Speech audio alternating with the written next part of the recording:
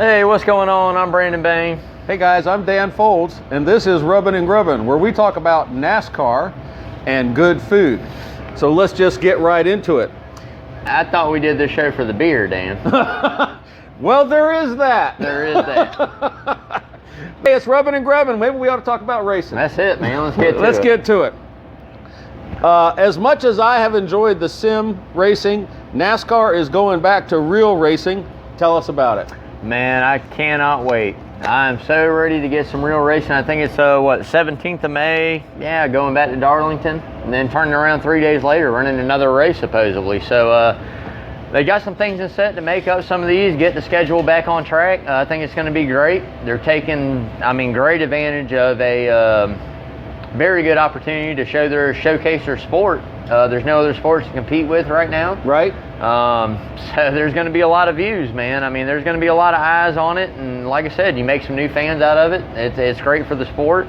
I'm just ready, man. I'm ready to get back to real racing. As you know, I watch the sim racing too. I enjoy it. But at the end of the day, man, I'm ready to hear the engines roar, get a little hype, get some goosebumps, man. Let's get some speed back in this thing, man. I'm ready to start seeing it, man. Heck yeah.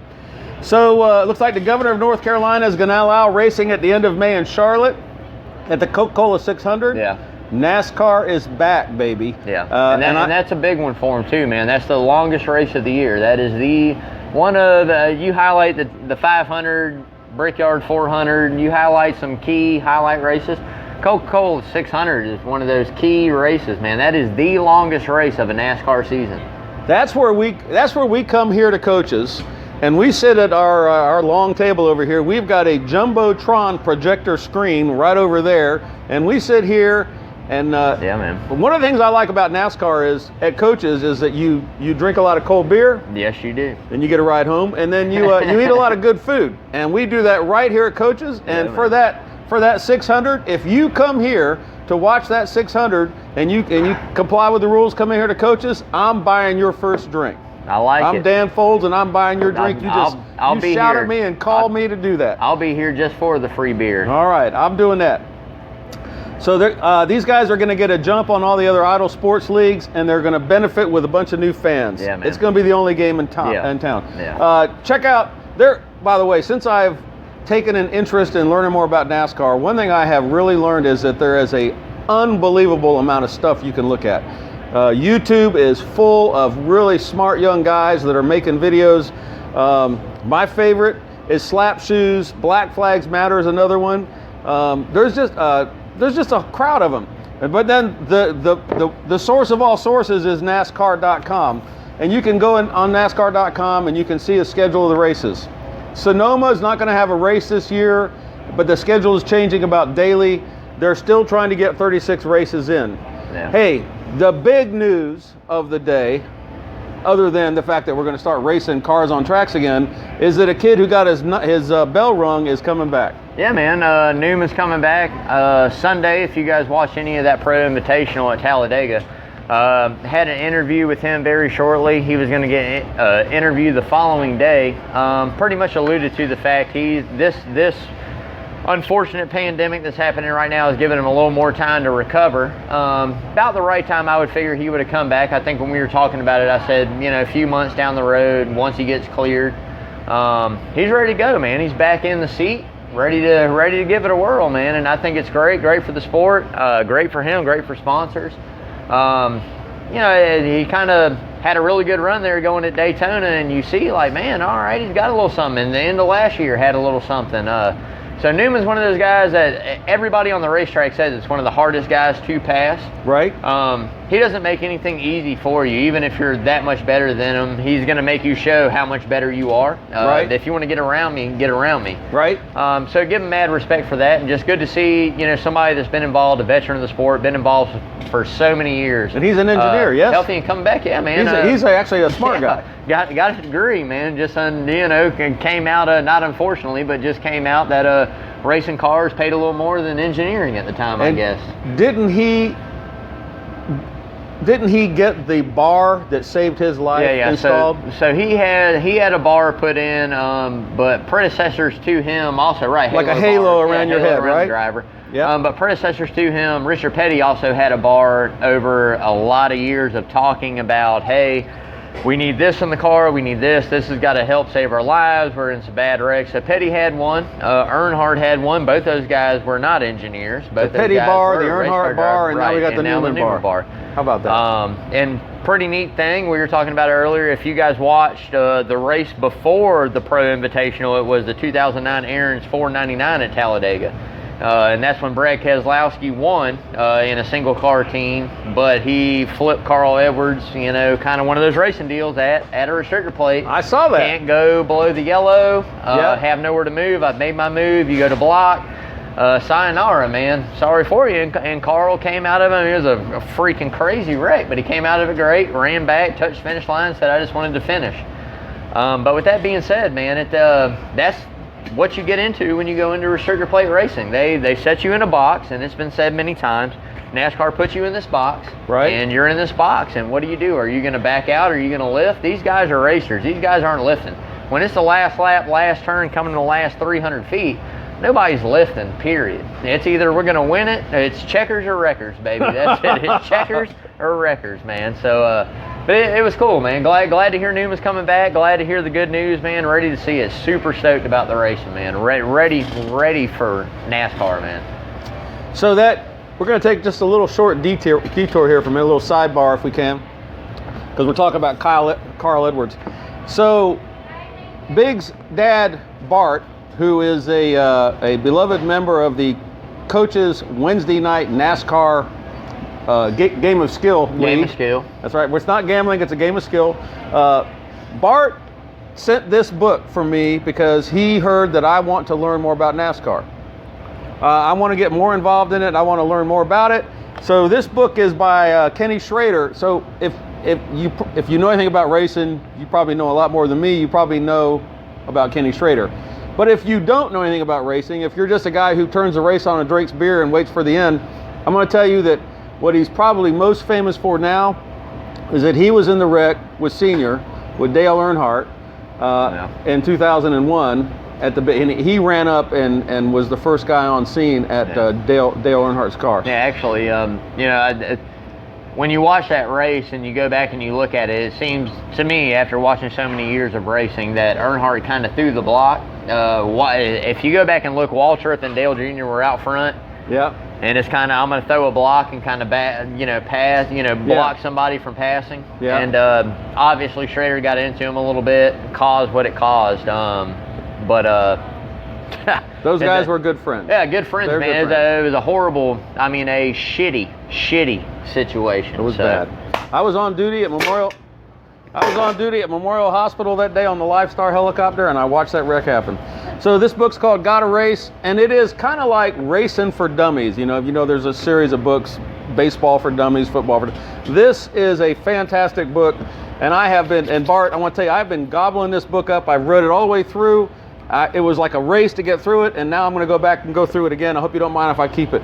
It's from 2006, so it's got some years on it now, and there's some events that have occurred. But man, what a background! Yeah. All the different, I'll call them feeder leagues. They're not really feeder leagues. There's all these different sanctioning bodies that exist in their own right, and they provide a tremendous amount of opportunity and entertainment. That's and where the talent comes from. There's these guys they're all out there, and Schrader explains all that because Schrader started when he was 15 or 16 years old in an old piece of shit car. Actually, let me throw a 5 in there. That's the swear bucket, by the way. All that money is going to support the Ronald McDonald House right here in Savannah, Georgia. So we're going to try not to drop an F-bomb, but when we drop any other kind of bomb, money's going for those for that hospital. Anyway, this book, great stuff. And you were just talking about restrictor plates. Yeah. So I just like to, and so Schrader weighs in on a lot of stuff. He's about my age, and I said a couple weeks ago, if he was an Army warrant officer, we'd been friends. He likes to drink. He likes to work hard and then drink beer when he's done. That's it. Work hard, play hard, man. Restrictor plates are not put on the cars for the drivers. They're put on the cars for the spectators. If you missed it, Bobby Allison almost got into the grandstand at Talladega. He tore down 100 feet of safety fence. He sent projectiles into the stands and he hurt people. But it might have been racing's luckiest day, at least at that super speedway level. They wouldn't exist. I don't care if it says on the ticket you bought that the track is absolved of all responsibility for your safety, but if we start killing people, racing's done. There's enough sharks trolling the courthouse and the lawsuits would have been out. Massive casualties would have been a bad thing. So we're going to be slowed down, and no matter how we slow down, it's going to be the same problem. Cars racing in packs. And boy, do you hear about that? And then what's the big one? They always talk about the big one. I mean, it's been a complaint amongst drivers for years, man. Obviously, it's not going to change.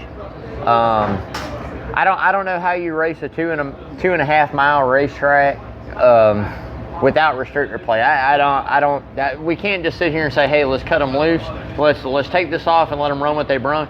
The technology and engineers they have today and what we have in this world today, dude, those cars are going to run, they're going to run IndyCar speed. Those cars are going to be doing 2:18 average lap. I mean, you're talking something that if a tire blows out, you're talking, that is not an aerodynamic vehicle. Right. No, I mean, those are boxes that they put freaking like spoilers and things on. You're talking, there's no getting away from it. It is what it is. It's in a box now. We've already had the run what you brung. Hey, run it as wide open as you can and 5 laps down and this and that. We've already been there. It is what it is. The best thing I can say for NASCAR is they're right. Kenny Schrader, what he said in that book was right. It's not put on for the drivers. It's put on for the spectators. There's nothing more exciting than a 3.5 hour drama that you're watching 40 people right around that are within, an inch of each other. And it all comes down to the big one. We all like carnage. So when the big one happens, everybody goes, ooh, hey, man, we just wrecked. So, I don't, you know what? I used to kind of like wrecks, but now that I actually don't like wrecks. I like to watch a competition. The race. Right to the very end. Aspect. Right to the very end, and you're sitting there and you're about to squeeze your freaking beer bottle, because you're like, who's going to win that race? Right. They're just right down to that happened at that simulator race the other day. Yeah, I'm not a huge fan of wrecking either at Talladega. I don't look forward to the big one. They can run however many laps they want, but I look forward to that last lap. That last lap is where it's at. And it's unlike anything else. It's not like we go to the other races other than Daytona and Talladega and you go, all right, man. Very few and far between. A guy might be out front and go, man, this guy's hauling ass. He's killing it. But with that being said, at the same time, how many races this year when we were sitting here watching, I think it was Vegas, and Blaney had the lead going there, and Bowman was coming, dude, and we were up here watching, and I told you, I said, Alex Bowman is getting ready to blow by this fool in about 5 laps like he's sitting still, and they had a caution. And Blaney pitted, and Logano stayed out, and Logano won it. It cost him the race. I'm not a fan for carnage as far as that goes, but I do like the fact... People do like wrecks. People love wrecks, like man. Wrecks. People absolutely love wrecks. Right. Lawrence just said he loves wrecks. I mean, we all like to see a wreck. You know when I like to see a wreck? Is when we're in our game of sportsmanship and I'm losing and I need a little caution. I love to see a wreck or a tire or somebody leading hanging a lug. I love it, man. And then you can win, yeah, man. Hey, it shakes it up. I'm not going to brag at all, but last year, the race that Justin Haley won at Daytona in July, I'm just saying I did have Justin Haley. Okay, I didn't win, but I won, all right? So... But, no, man, I think it's just the nature of the sport. I mean, we talk about these horrific wrecks and this and that. We have to look at what it was in the 70s and 80s and early 90s compared to what it is now. All right, so 70s, 80s, and 90s, you had these guys and you had engineers that tuned these cars, suspension, engine, whatever, and they went really fast, and they might have been a league above everybody else. In today's world, there's no leagues above anybody else. There's a 10th or a 1,000th or at best 100,000ths, so you have we're going to say, if I can name probably 18 names right here, 15 names that are going to give you a pretty decent shot at winning every week that have decent equipment. So you went from having maybe 4 or 5 guys that race really well every week that you can go, okay, these 4 or 5 guys are going to be my guys all year. Compared to now, you have 15 guys that can go out on any Sunday and win that race. Yeah, we talk about the top 5. You got Busch, you got Truex, you got Harvick. You got these guys that dominate. But at the same time, they don't win every week. Right. They don't win every week. You have these other guys, these other 9 guys behind them or 10 guys behind them that go, dude, I can win just as easy as you can. It's just putting the pieces together to win the race. And luck. Luck is a part. Luck's a big part part, of it. man. So anyway, Bart, thanks very much for letting me read this book. I really appreciate it, and I look forward to you coming back for our Wednesday night NASCAR gambling sessions. Yeah, Bart, come back. Yeah, but that's his dad, by the way. Bart is his dad. All right. So Kenseth's going to get back into the 42 car, which was recently vacated, and he's going to do the rest of the season. He was given a waiver to compete in the Cup Championship. He was the champion. Winston Cup champion, I believe, in 2003 is what they were running then. He's 42 years old. Should Chip Ganassi have picked a young gun to take over, like Ross Chastain? No, to me, no. It's as simple as this, man. You got a guy that's a veteran, won a championship, and he won that championship. We were talking about this earlier. Won that championship without winning a race. Won that on the old point system, just consistency paid off. He ended up winning the race for Roush. Good driver. So what you look at is you have a guy that has raced for X amount of years, that knows how to come in, take care of your equipment, run it to the best of its ability, not going to overrun it. He's not thirsty for a win. He's not thirsty for a championship. He's not thirsty for anything other than to sit in the seat of the car you offered him and finish the race. Right. Unfortunate for Kyle Larson. We talked about that. I really hate it. I think it was one of the big younger guns in NASCAR who had a very bright potential future in front of him. Made a silly mistake. You pay for your mistakes, as we all do in life, and it is what it is. I think bringing Kenseth back was probably the best move they can. Because anybody, a Chastain or somebody, a Ross Chastain, yeah, he's a really good guy. He's really ambitious. He's really hungry. I'm not taking anything away from his talent or taking away from who he is. Right. But what I'm saying is you haven't ran 10, 12, 13 plus seasons at this level. Matt Kenseth has. Right. Now, do you think if we put Ross Chastain in that seat next year, Ganassi's going to come out and say, hey, here's 3 years, sign this piece of paper. You got 3 years with Ganassi? No. So now we're in the hunt. What I look at is we're in the hunt to see who's going to fill that seat permanently. Where are they going to go get the talent to fill that permanently? So Kenseth is just a placeholder.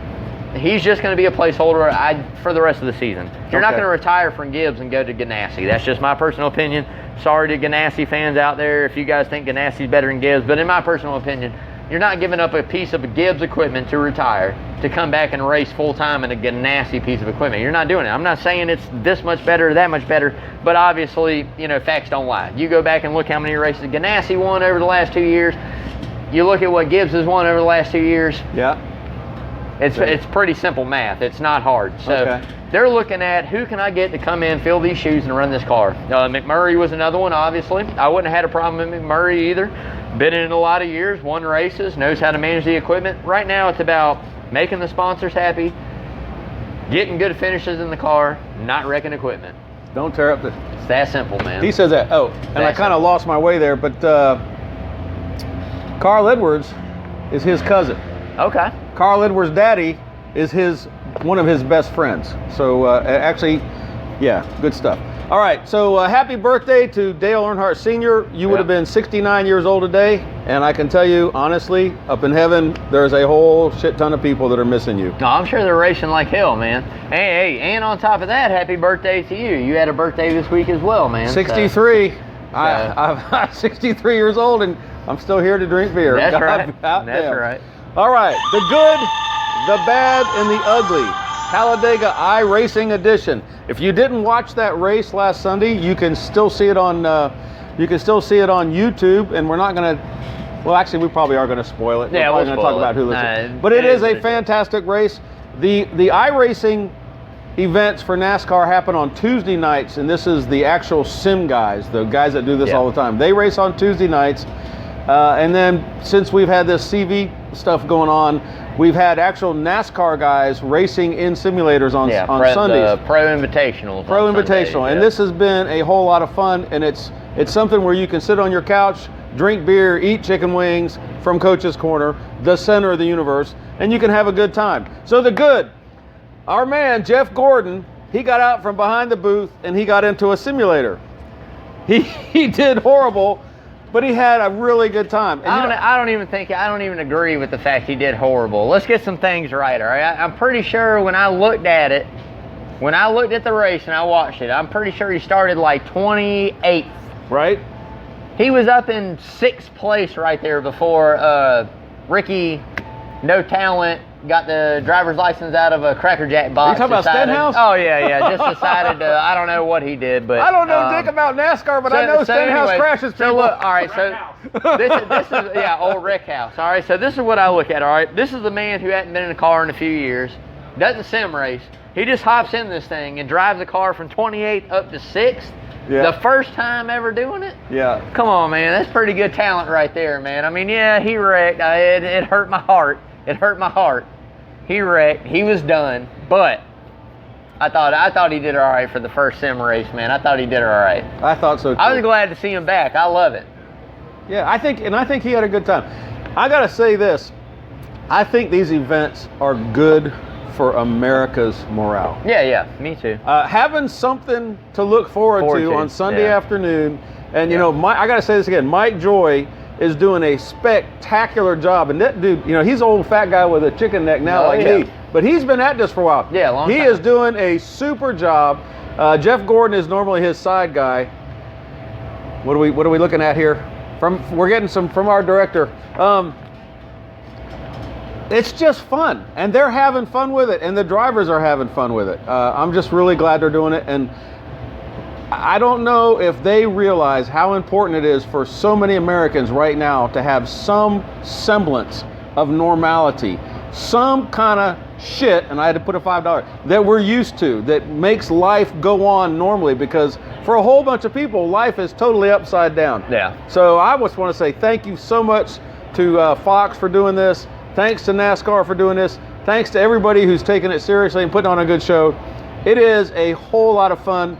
The only thing is, now we're going to start watching them here at Coaches again, in accordance with the rules, of course. Yeah, man. We've got these taped off lines here in the store, and they're 500 square feet per segment. Is that what it is? It's whatever the state requires. And you're only allowed to have 10 people, and you got to stay 6 feet apart, and all the staff is wearing masks, and everybody's maniacally spraying their freaking washing the hands. Yeah. So we're doing it, and we can start watching races here.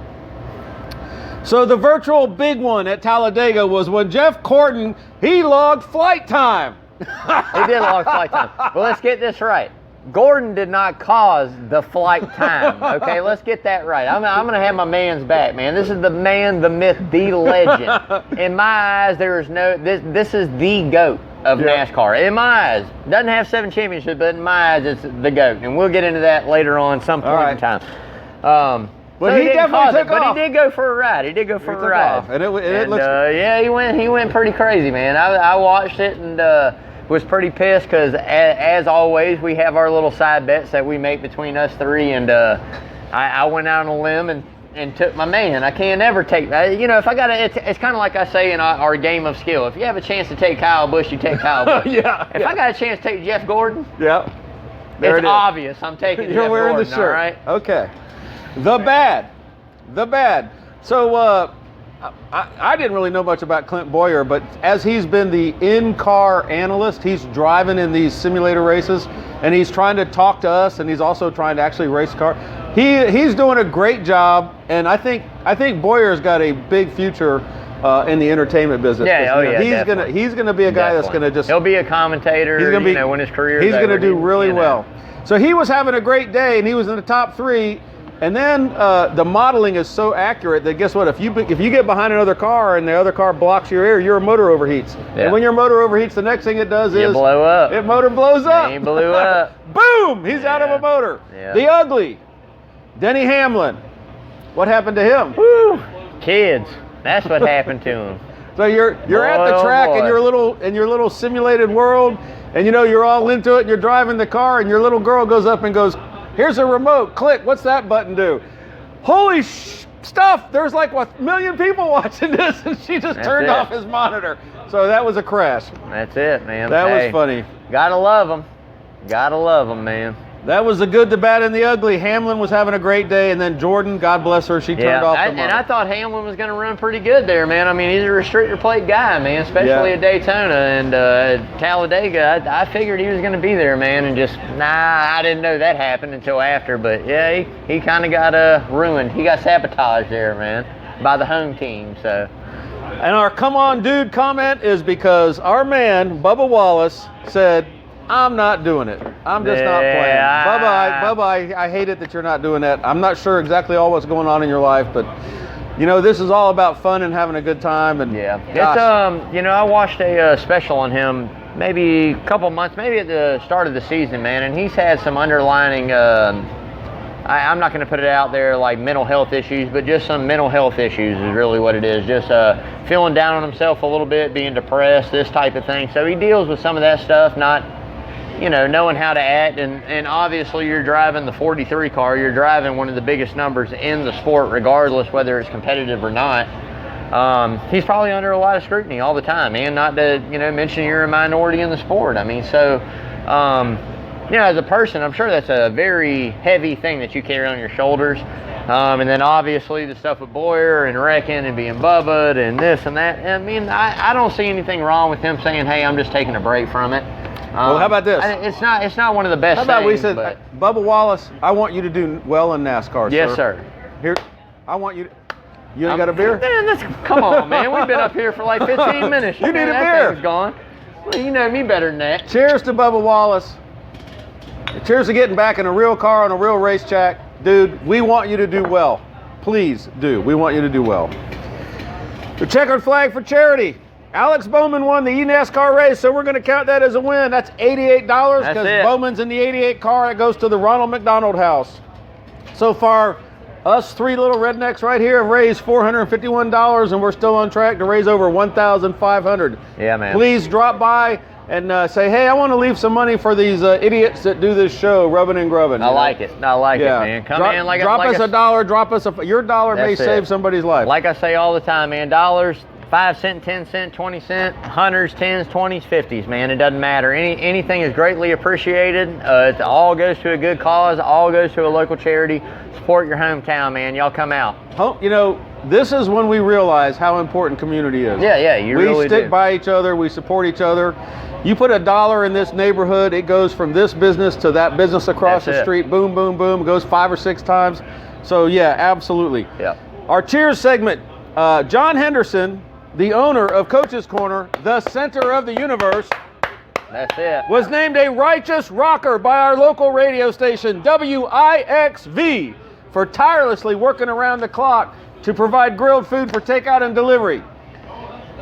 The voice of I tell you, when Don Scott comes here, the voice of I-95. It is so cool to be working the door for a show, and that dude walks up and he opens his mouth, and it's the freaking radio station standing right there in front of you. And actually, as well, our good friend Renee LaSalle is now on I-95 doing the morning show from 10 to 2.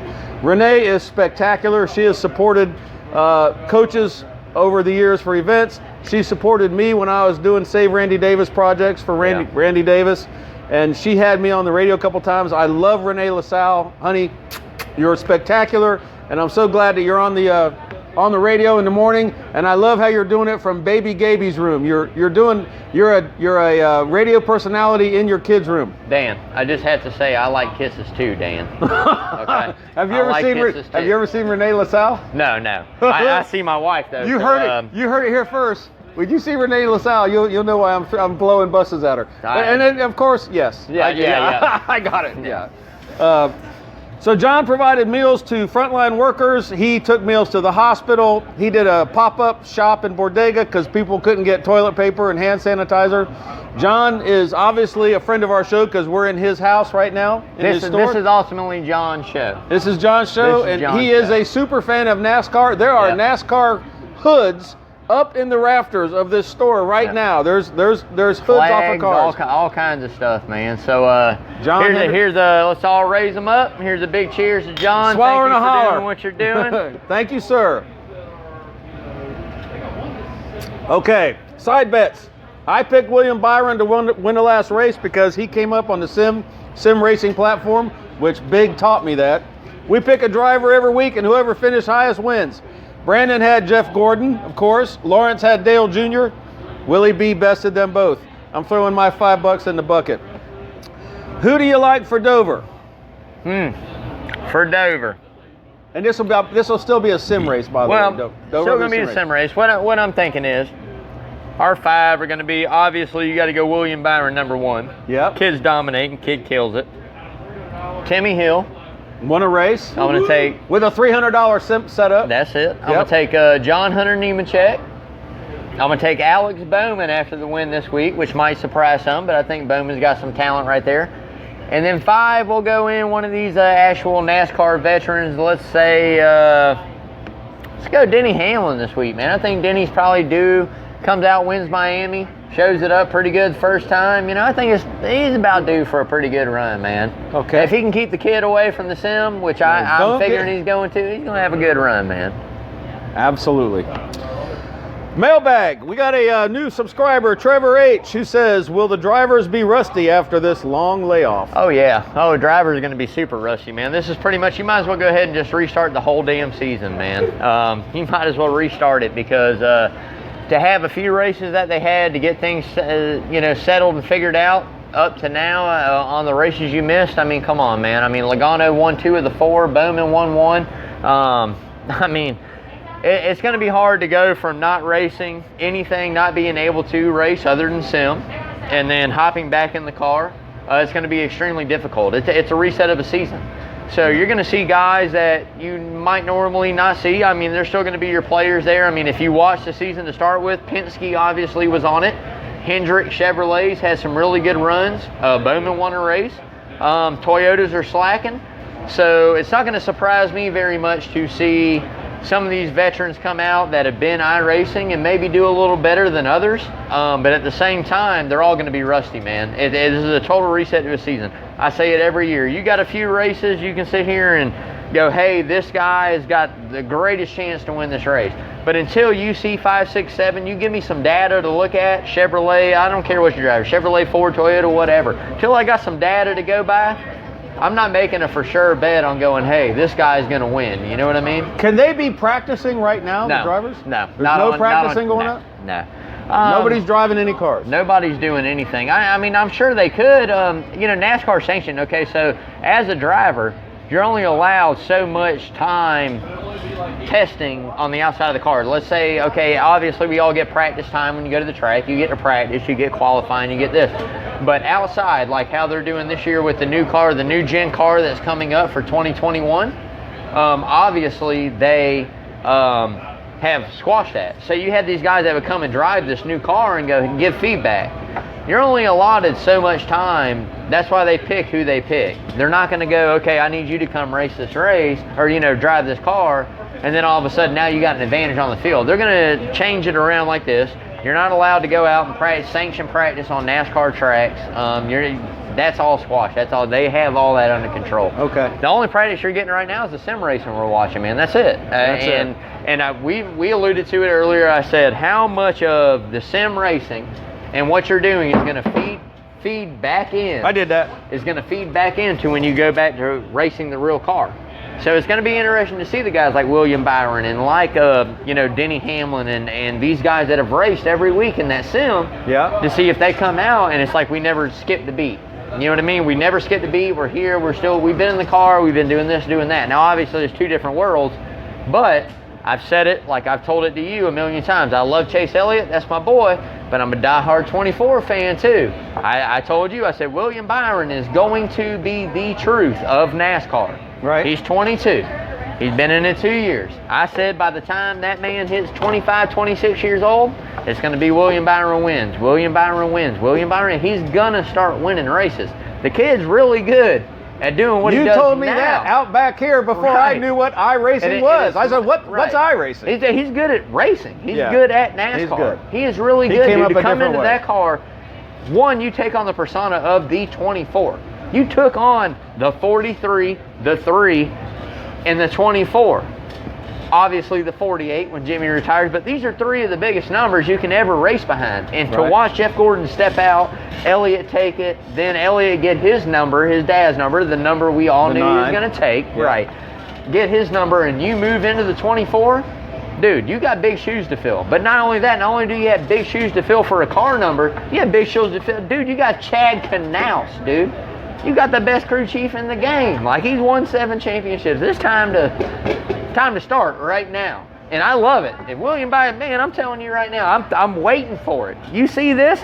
It's a Gordon koozie, but it's a William Byron koozie too, man. You see this? That's William Byron Gordon stuff too, man. So that kind of brings up, it makes me think, what's the big deal about a number? But I'm telling you, I'm wearing my Night Stalker 160th shirt. That's right. A number is a big deal right there. It is, dude. Like I said, my number was 24. This number means a lot to me. It means a lot to America, and those numbers. I mean, my number of 24 is kind of like you look at Jordan at 23 in basketball. I mean, the Bulls number, you should never be able to wear 23 as a Bull ever again. Me personally, when Gordon retired, I said you should never be able to race the 24 car. When Earnhardt died, you should never race the 3. Right. Period. I mean, for real, never race the 3. And we all know the reason that one got brought out. It's grandsons and family, and that's fine and dandy. But you should never, the 24, the 3, the 43 still going. Petty's still alive. He's still doing his thing. But when he died, I feel like those numbers, you should never wear those numbers ever again. I didn't realize this, but like the 88. Yeah, yeah. When you a lot of guys that I'm 88. By the way, the way we started doing this, and I know we're kind of going off on a tangent. The way we started doing this was we'd sit here and gamble, and I don't know dick about NASCAR, and I'd say, Brandon, what's up with this? Brandon, what's up with that? That was 3 years ago. And then I said, we should probably start a deal where I ask you questions and you explain stuff. Yeah. And he has explained a lot, and I've had a really good time with this, and we've had a lot of cold beers. Damn right. That's the best. But those numbers, the line of the guys that go through these numbers, it is fun. And if you're at home and you're watching, this is something fun to check out. Check out the guys that have been, in the number of these different numbered cars. It's spectacular. So many things went different. Like when Gordon first started, Bill Davis. Okay, Bill Davis was a car owner back in the day. Bill Davis, he was a Ford driver. He raced the Baby Ruth car. Right. He was a Ford driver for Bill Davis. Hendricks saw him run a race in what's now the Xfinity Series, gave him a call, said, I don't know what you got going on next year, but I'll give you a full ride. You come over to Chevrolet. History. That's it. Had he never made that move, I mean, who knows what Bill Davis racing would be today, because you had one of the best talents ever in the sport go. Right. Yeah. So, I mean, it's like I was explaining to you earlier, man. Gordon is that guy that came in and put this series on the map. Earnhardt made it what it was. Earnhardt was that diehard. I remember. Earnhardt was that backwoods, homegrown going, this is what it is. I'll take you out. I don't care what you got to say. I'm not worried about my sponsor. I'm not worried about TV. I'm not worried about nothing. All I'm worried about is going out here and winning this race. Right. That's me, right? Gordon was that guy that came out, Fancy Boy, Tonight Show with Jay Leno, going over and seeing, whoever on this, shaking hands with Oprah. Hey, Pretty boy. But guess what? The kid can drive. Not only can he drive, he put it on the map, dude. He was popular. He was popular with the fans. Right. So it's just a good driver, man. Good guys. William Byron. Nowadays, you got so many young faces and so many different places, dude. It's You can't compare apples to oranges, and that's what I mean. It's like comparing football from the 70s to football to now, dude. I watched a Super Bowl from the 90s, the Broncos and Falcons from the 90s, and you watch the speed of that game, and then you watch how they play today, you go, it's not even the ballpark. It's like watching minor league baseball, man. It's not even the ballpark. I was just literally, no kidding, just had a thought. So, Coach's Corner has been here for 28 years now. Before you were old enough to drink, John Henderson had these were very popular radio personalities named John Boy and Billy. Oh, yeah. John Boy and Billy came right here, did a live remote broadcast. They had a tire changing station out in the backyard. That was before the renovation, I think. That was still the old restaurant. Yeah, yeah. They were here, and what they talked about most often when John Boy and Billy, they talked to Jeff Gordon, because he was this kid that was the man. So freaking popular. And you're right. It's kind of like Tiger Woods for golf. He elevated the entire sport. He elevated the sport. He did good. All right. Well, gosh, I hope you've had a good time, because I can tell you I've had a good time. Oh, yeah. We've had a good time. Oh, yeah. This show is called Rubbin' and Grubbin'. Rubbin' is about the racing, and grubbin' is about the food. And we have got a supermodel to bring the food up here tonight and set it up on this table. We're going to keep our social distance. And who is this? Who is this? This is my son right here, Caden. Yeah, smile, wave, yeah. Ladies, ladies, ladies. So our menu choice tonight is fried pickles. And I like fried pickles so much that I actually created a blog and a Facebook page called Fried Pickles about bars and restaurants. And I tell you what. Yeah, man. These fried pickles are some pretty things. Got some deep fried pickles. This is the perfect thing when you're just really not hungry. Yeah. But you're sitting there drinking cold beer. You're at Coach's. You're watching a sports event on TV. You're thinking, you know, I'm not hungry, but I just want to munch on something. That's it. I need to have something to chew to go with my brew, right? That's it, man. And so what do? Awesome as always, man. You order some, and that sauce that's on them is called, what's that sauce called?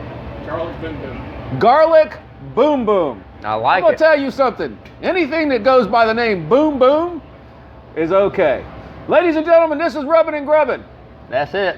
Hey, I'm Brandon Bain. I'm Dan Foulds. Thank y'all. Hey, like, share, follow. Check us out on YouTube. Subscribe, man. Till next week. Be safe. Wash your hands. Thanks, guys.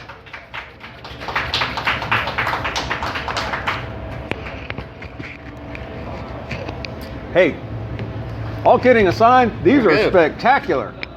That was fun, man. Garlic Boom Boom. I gotta start pre-gaming earlier every week.